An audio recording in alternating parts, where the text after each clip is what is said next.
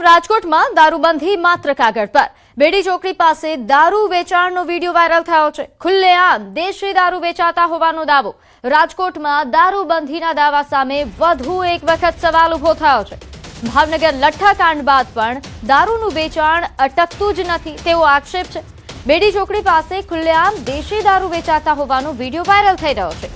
Video સામે આવ્યા બાદ કુવાડવા પોલીસે તપાસ શરૂ કરી છે। જો કે વાયરલ વિડીયોની ન્યૂઝ 18 ગુજરાતી પુષ્ટિ નથી કરતું, પરંતુ હાલ આ વિડીયો જે વાયરલ થઈ રહ્યો છે જેને લઈને ઘણા દાવાઓ થઈ રહ્યા છે, ઘણા આક્ષેપો લાગી રહ્યા છે। અને જો ખરેખર આ વિડીયો એ સત્ય છે અને જે દાવાઓ કરવામાં આવી રહ્યા છે તો એ સત્ય છે, તો આ પોલીસને ખૂબ મોટો પડકાર। તો જે રીતે આપ વિડીયોમાં જોઈ શકો છો, અહીં દેશી દારૂની પોટલીઓ છે અને ખૂબ મોટા પ્રમાણમાં દેશી દારૂનું વેચાણ થતું હોય તેવો દાવો કરવામાં આવી રહ્યો છે। આક્ષેપ એવો છે કે આ રાજકોટના બેડી ચોકડી પાસે નું સ્થળ છે કે જ્યાં આ રીતે દેશી દારૂનું વેચાણ થાય છે। ખુલ્લેઆમ દેશી દારૂ વેચાય છે, દેશી દારૂ ખરીદવામાં આવે છે, પરંતુ પોલીસની કાર્યવાહી સામે અહીં લોકો સવાલ ઉઠાવી રહ્યા છે। હાલમાં જ ભાવનગરમાં લઠ્ઠાકાંડ સર્જાયો, જે બાદ રાજ્યભરની પોલીસ એક્શન મોડ પર આવી તમામ સ્થળો પર તપાસ કરવામાં આવી। ઘણી જગ્યાઓ પરથી આવી રીતે દેશી દારૂના અડ્ડાઓ ઝડપી પાડવામાં આવ્યા, પરંતુ રાજકોટ પોલીસની કામગીરીને લઈને હવે લોકો સવાલ ઉઠાવી રહ્યા છે। બુટલેગરો બેફામ બન્યા હોય, તેમને કોઈનો જ ડર ન હોય તે પ્રકારે આ રીતે અહીં દેશી દારૂનું વેચાણ થઈ રહ્યું છે। જો કે હાલ આ વિડીયોની સત્યતાને લઈને કોઈ સ્પષ્ટતા નથી કરવામાં આવી। ન્યૂઝ 18 ગુજરાતી પણ વિડીયોની પુષ્ટિ નથી કરતું, પરંતુ તપાસ થયા બાદ જો આ વિડીયો સાચો સાબિત થાય છે, આ વિડીયોને લઈને જે દાવાઓ કરવામાં આવી રહ્યા છે એ સાચી સાબિત થાય છે, તો ઘણા સવાલો પોલીસ કામગીરી પર ઉઠશે।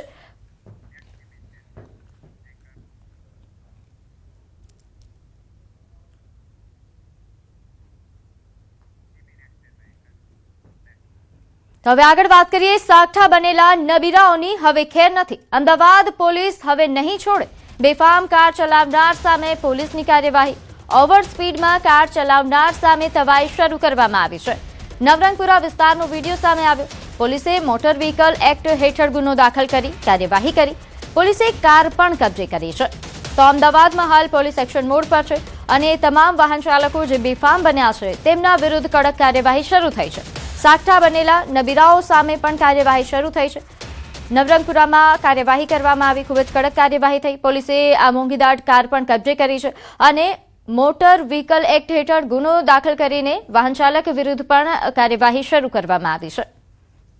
તો અમદાવાદમાં જે નબીરાઓને પોલીસનો કોઈ ખોફ નથી, ટ્રાફિકના નિયમો જે પાળતા નથી, તેમને હવે સમજવાની જરૂર છે। નિયમોનું પાલન કરવું એ ખૂબ જરૂરી છે, કારણ કે અમદાવાદ પોલીસ હવે તમને છોડવાની નથી। કડક કાર્યવાહીની શરૂઆત થઈ ચૂકી છે, તવાઈ બોલાવવામાં આવી રહી છે તમામ કાર ચાલક જે ઓવર સ્પીડમાં કાર ચલાવે છે તેમના વિરુદ્ધ। આગળ વાત કરીએ, અમદાવાદમાં આરએસએસની બેઠકનો બીજો દિવસ। આરએસએસની સમૂહ બેઠકનો આજે બીજો દિવસ છે। મણિનગર સ્થિત આરએસએસ કાર્યાલય ખાતે બેઠક યોજાઈ। વિવિધ મહત્વના મુદ્દાઓ પર મંથન। ગઈકાલે આર્થિક, આરોગ્ય, વૈચારિક અને શિક્ષણ સહિતના વિષયો પર ચર્ચા થઈ। આજે સુરક્ષા સમૂહને લગતા મુદ્દાઓ પર બેઠક યોજાશે। બેઠકમાં ભાજપ પ્રદેશ પ્રમુખ જગદીશ વિશ્વકર્મા, સંગઠન મહામંત્રી રત્નાકર સહિત રાજ્ય સરકારના મંત્રીઓ પણ ઉપસ્થિત। આરએસએસની વિવિધ ભગીની સંસ્થાઓના હોદ્દેદારો અને પ્રચારકો પણ બેઠકમાં હાજર છે।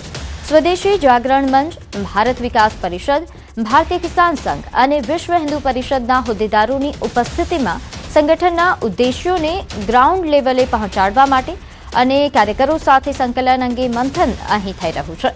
કાર્યકરો સાથે સીધો સંવાદ અને સંગઠનના આગામી આયોજન અંગે પણ ચર્ચા થવાની શક્યતા।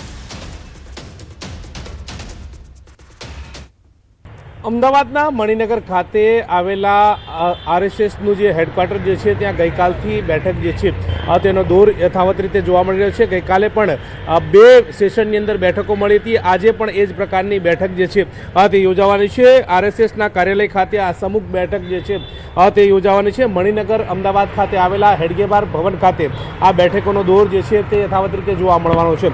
ગઈકાલની વાત કરીએ તો આર્થિક અને આરોગ્ય વિષય વૈચારિક અને સમૂહ શિક્ષણ વિષય સહિતના મુદ્દાઓ પર આ બેઠક જે છે તે યોજાઈ હતી. આજે વિધિવત રીતે સુરક્ષા સહિતના મુદ્દાઓ જે છે તે અંતર્ગતની બેઠક જે છે તે યોજાવાની છે. મહત્વનું એ છે કે આરએસએસની વિવિધ સંસ્થાઓ, પેટા સંસ્થાઓ અને પ્રચારકો સહિતના હોદ્દેદારોની હાજરીમાં આ બેઠક જે છે તે યોજાવાની છે. મહત્વનું એ છે કે સરકાર, સંગઠન સહિતના જે હોદ્દેદારો જે છે તેમની વિશેષ ઉપસ્થિતિમાં આ બેઠક જે છે તે યોજાવાની છે. મહત્વનું સાથે સાથે એ છે કે સંઘની ભગીની સંસ્થાઓ જે છે તેમના હોદ્દેદારો પણ આ બેઠકની અંદર જોવા મળવાના છે. એટલે કે સ્વદેશી જાગરણ મંચ, ભારત વિકાસ પરિષદ, કિસાન સંઘ, વિશ્વ હિન્દુ પરિષદ સહિતના હોદ્દેદારો જે છે તે બેઠકની અંદર ઉપસ્થિત રહેશે.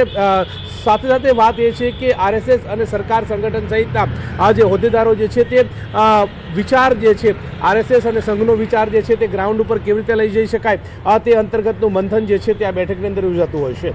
દર 2 વર્ષે આ બેઠક જે છે તે મળતી હોય છે ને તે બેઠક અત્યારે હાલ વિધિવત રીતે મળી રહી છે. હિરેન શાહ સાથે ગૌતમ શ્રીમાળી, ન્યૂઝ 18 ગુજરાતી, અમદાવાદ. હવે નજર કરીએ રાહતના સમાચાર પર. રાજ્યમાં ખાંડની અછત નહીં પડે, રાજ્ય સરકાર દ્વારાનું કહેવું છે. ગુજરાતમાં 18 લાખ ક્વિન્ટલ ખાંડનો જથ્થો છે. રાજ્યમાં 4 મહિના ચાલે તેટલો ખાંડનો સ્ટોક ઉપલબ્ધ છે. શેરડીમાંથી ખાંડ મળી અને મિલો ઇથેનોલ બનાવતી નથી. બજારમાં હાલ ખાંડ પૂરતા પ્રમાણમાં પણ ઉપલબ્ધ છે. તેવા પ્રકારનું રાજ્ય સરકાર દ્વારા માહિતી આપવામાં આવી છે કે શેરડીમાંથી ખાંડ એ મિલો ઇથેનોલ બનાવતી નથી. 2 લાખથી વધુ ખેડૂતો શેરડી આપે છે અને એના થકી દર વર્ષે 9 લાખ મેટ્રિક ટન જેટલું ખાંડનું ઉત્પાદન એ રાજ્યમાં થઈ રહ્યું છે. હાલમાં ગુજરાતની ખાંડ મિલો પાસે 18 લાખ ક્વિન્ટલ જેટલો ખાંડનો જથ્થો 18 લાખ ક્વિન્ટલ જેટલો ખાંડનો જથ્થો ઉપલબ્ધ છે. 15 ઓક્ટોબરથી નવી સિઝન શેરડીની શરૂ થવાની છે. 4 મહિના ચાલે એટલો જથ્થો હાલ એ ખાંડનો રાજ્યમાં આપણી પાસે ઉપલબ્ધ છે.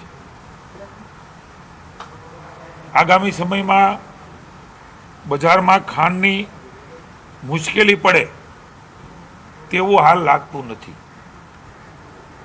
ગુજરાત રાજ્યની કોઈ ખાંડ મંડળી શેરડીમાંથી સીધું ઇથેનોલ બનાવતી નથી. આ ઉપરાંત રાજ્ય સરકારે ઉભા પાક બચાવવા પાણી ચાલુ રાખવાનો નિર્ણય લીધો છે. કડાણા ડેમમાંથી પાણી છોડવાનો રાજ્ય સરકારનો નિર્ણય. 7 જિલ્લામાં ખેડૂતોને 10 કલાક વીજળી અપાશે. જરૂરિયાત મુજબ અન્ય જિલ્લામાં પણ 10 કલાક વીજળી આપવામાં આવશે. આ ઉપરાંત હાઈકમાન્ડ દ્વારા નિર્ણય લેવાયો છે. વિસ્તારમાં પીવાનું પાણી પણ અપાશે.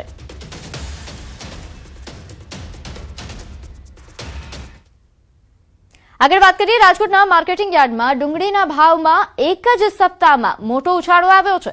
વેપારીઓના જણાવ્યા મુજબ નાસિકથી આવતી ડુંગળીની આવક ઘટી છે, જ્યારે સ્થાનિક સપ્લાયમાં પણ ઘટાડો નોંધાયો છે. સારી ગુણવત્તાની ડુંગળીનો જથ્થો ઓછો મળતા હોલસેલ ભાવ 700 થી વધીને 900 થી 1000 રૂપિયા પહોંચ્યો છે. સપ્લાયની અછતના કારણે આગામી દિવસોમાં પણ ભાવ ઊંચા રહેવાની શક્યતા છે.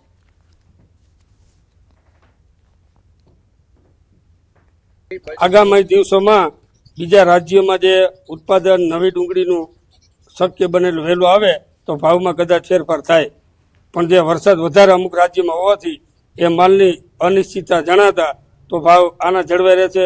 અગર તો આની ઉપર પણ ભાવ